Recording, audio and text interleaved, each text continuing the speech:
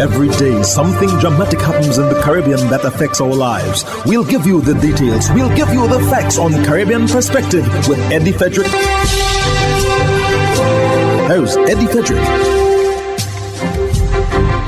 Welcome to Caribbean Perspective. So glad you can join us. The story that dominates in today's edition for Tuesday, 1st April 2025, and brought to you in association with our friends at Antillean Group.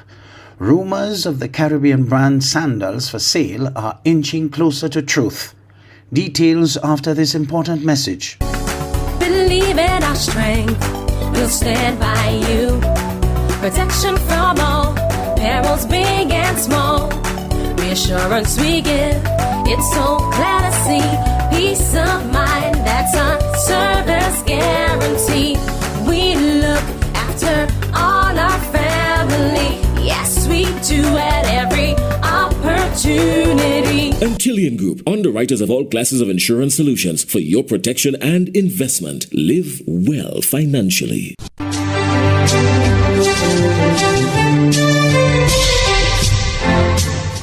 Welcome back. In this ZNS News item, we learn a little more to help verify the rumor that our proud Caribbean and leading all-inclusive brand Sandals is up for sale. Operators of the all-inclusive Sandals Resorts International could be restarting efforts to sell. Reports are that a sales deal could be to the tune of between $6 and $7 billion. The renewed sales push coming a few years after the death of its founder, Gordon Butch Stewart, back in 2021. Butch's son, Adam Stewart, now serves as executive chairman. Sandals is reportedly the largest employer in the Caribbean, with some 20,000 workers across its luxury properties here in the Bahamas, Jamaica, St. Lucia, Grenada, Barbados, Antigua, Curacao, and the Turks and Caicos Islands. The Jamaican-based company markets luxury couples-only vacations.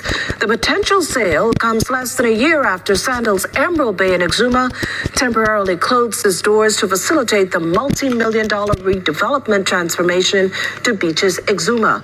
The temporary closure impacted some 400 workers at that family island property. The Bahamas' Prime Minister Philip Davis addressing his absence from the regional meeting held with the U.S. Secretary of State in Jamaica.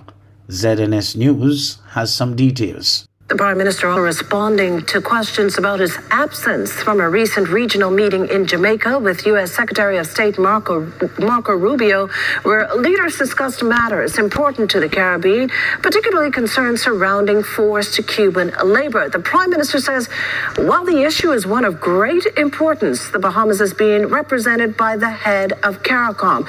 He insists, though, that the Bahamas is committed to reaching a resolve. The chairman of CARICOM at the moment is Mayor Motley, and she attended that meeting along with two other leaders in the region. We've had conversations with the emissary, the envoy from the State Department. Minister Mitchell met with them about 2 Sundays ago in Washington, and their position is not to deal with this on a multilateral level, but on a bilateral level. So I expect that we will be meeting with them when it's convenient for them to meet with us. We have noted to them that we're willing to meet and discuss this issue. After 10 years of a strong foundation, we are about to write a new chapter. This was the promise of Prime Minister Stuart Young at the People's National Movement's public meeting at the Mount Hope, Mount Lambert Community Centre in Aranguez, St. Joseph constituency on Friday. Trinidad's Prime Minister elaborated on the importance of voting and the People's National Movement's plans for the nation's future. TTT News has more. Speaking at his first People's National Movement public meeting since being sworn in as the 8th Prime Minister of Trinidad and Tobago, Prime Minister Stuart Young emphasized the importance of voting for the future to voters young and old. I am asking every citizen who wants a stable, caring, listening, strong, respected, experienced government to build Trinidad and Tobago and to unify us in Trinidad and Tobago and to write a new chapter for Trinidad and Tobago, to vote for the People's National Movement. Prime Minister Young advised citizens to assess parties in real and tangible terms, such as their ability to attract quality candidates like the new Minister of Finance, Vishnu Danpal. Has served under different parties, and he still offered himself to service, offered himself to come back in Trinidad and Tobago, knowing the responsibility of carrying the Ministry of Finance over the next few years. And when you can attract quality people, the candidates that we have put forward, it says something. Prime Minister Young also catalogued many of the plans and policies that the PNM is ready to implement, including upgrading education for the modern day, offering priority access to foreign exchange to average citizens, improving efficiency and customer service in the public service, and establishing an Art and Cultural Innovation Council. I'm going to establish the Art and Cultural Innovation Council to work with us, to bring their innovative ideas, because they're exporting it. Trinidad and Tobago exports our carnival. It starts in Toronto, in Notting Hill, in Miami, all throughout the islands. We need to find a way for our young, talented people, because not everybody's an academic, to find a way to turn that into hundreds of millions of dollars of foreign exchange. And these are the plans that I can present to you. Prime Minister Young assured that he and the PNM would be fearless in their fight for Trinidad and Tobago, and advised citizens to vote for a government that has the experience and has proved itself. Stacia Yaward, TTT News.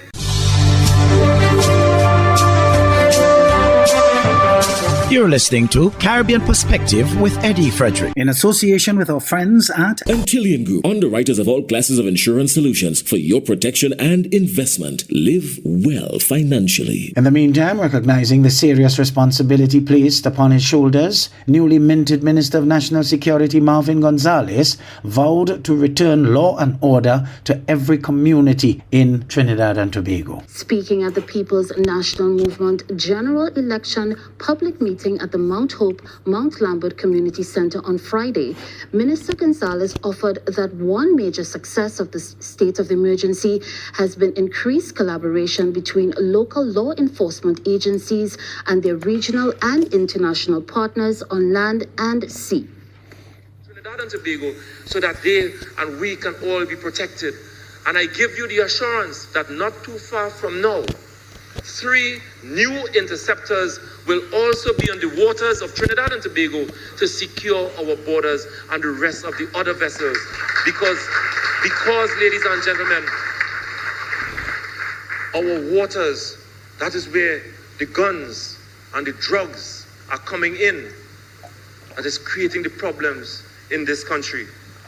Addressing his constituents as friends, colleagues, and champions, Minister of Health and Member of Parliament for Arangwe St. Joseph Terence Dialsing communicated his plans to continue to focus on human development, with major projects including the renewal of construction of the St. Joseph Secondary School and a modern ICT access center in Mount Dore.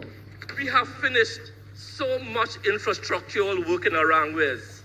Paving of Sundar Singh Road, Palm Drive East, Odai East Access Bridge, completed, done and dusted. The yearly dredging of the Arangwe River to minimize flooding. So every part of this constituency, regardless of how you vote, you get my attention, because equity deserves, we put resources where resources are needed. Minister Gonzalez underlined to voters that the structural and institutional advancements needed to facilitate impactful change requires not just winning 22 seats, but a constitutional majority. The rapid rise of digitization and disruptive technologies present new challenges for small island developing states like St. Lucia. Commissioner of the National Telecommunications Regulatory Commission NTRC Jerry George warns that without active participation in the global conversation on emerging technologies, small nations risk being left behind. Miriam Montoot of the DBS News World reports. The International Institute of Communications Caribbean chapter is holding its second annual meeting in St. Lucia. Jerry George, a commissioner at the National Telecommunications Regulatory Commission, NTRC, says that the meeting will look at the emerging risks and threats of digitization and disruptive technology on small island developing states. By the end of the meeting, George says stakeholders should see the importance of small island developing states having their voice heard on emerging technology issues. If we don't participate, many times they still affect us. But if we don't participate, we don't get to contribute, and we don't get to change the narrative so that it suits us. So we have things like AI that's coming out. AI platforms are being trained using what's out there. If we don't get our voice in there, the AI systems will not recognize us, and it will recognize those out there. George gives an example of how St. Lucia can get left behind if the country does not participate in the development of new technologies. Just as a quick example, someone one time used an AI tool and asked it to do some transition to Creole. The Creole it gave was Haitian Creole. That's because we are not participating sufficiently to ensure that our information is out there that helps tune, tweak, and guide those discussions, those decisions, those policies, so that it works in our favor. George says topics discussed will center around the need for additional regulation, cybersecurity, AI, and how digitalization and AI are affecting media. The meeting gathered stakeholders from countries in and out of the region in fields such as ICT, telecommunications, and broadcast media regulation, alongside senior managers and decision makers in business, industry, and government. For the DBS News World, Miriam Montoute reporting. Letitia Latoya Azil is on course to becoming the first Antiguan woman to serve as a Delta Airlines pilot. Azil spoke with ABS News about her journey, which epitomizes the power of perseverance and the relentless pursuit of dreams. Patrice Martin of ABS News reports. Azil is not only the newest Delta Airlines pilot, but the first woman hailing from this country in the flight deck on any major international airline. She recounts where her journey began. After leaving UE, I started working at Antigua Commercial Bank, and my passion for aviation has always been in me. I've always wanted to be a pilot ever since I knew myself. And so I started working at ACB. I was there for the first 6 months when I realized this is not what I wanted. Although I absolutely loved interacting with people as a teller, I still wanted more for myself. Azil says it was at this moment she decided she would not only try to save as much as she could, but she would try to convince her now late mother to believe in her dream as well. Leading up to me starting flight school in 2012, I started exploring my options, started exploring how I can get a loan. I even went as far as asking my mother to put her house up for collateral. She was not for that. She remembers doing all the paperwork, paying legal fees, and all her mother needed to do was sign on the dotted line. A process of convincing that took her mom 2 weeks. Azil says the journey was not an easy feat, but with her determination and support from closest family and friends, she completed flight school in Miami and proceeded on to the next journey. It took Azil 4 years before Liat 1974 Limited finally had a vacancy and employed her. Off into the sky she went, a journey she thoroughly enjoyed for 3.5 years prior to the COVID-19 pandemic. Azil was undeterred.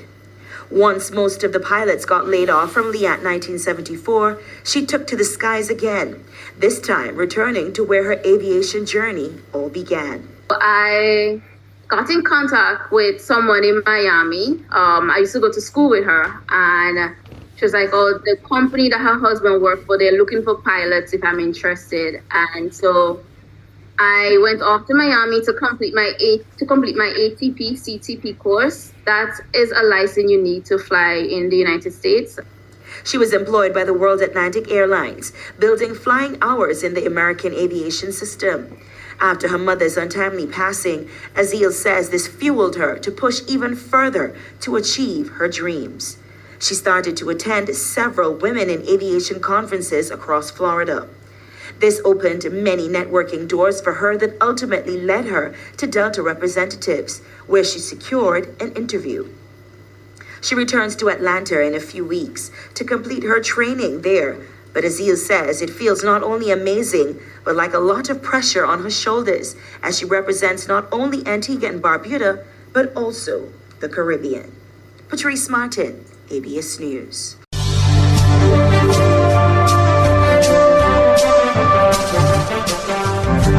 I am Eddie Frederick. This has been Caribbean Perspective, a whole new approach to highlighting developments in the Caribbean. In the meantime, please follow us on Facebook and subscribe to our YouTube channel for daily regional news and more, in association with our friends at Antillian Group. Believe in our strength, we'll stand by you. Protection from all perils, big and small. Reassurance we give, it's so clear to see. Peace of mind, that's our service guarantee. We look after all our family. Yes, we do at every opportunity. Antillian Group, underwriters of all classes of insurance solutions for your protection and investment. Live well financially.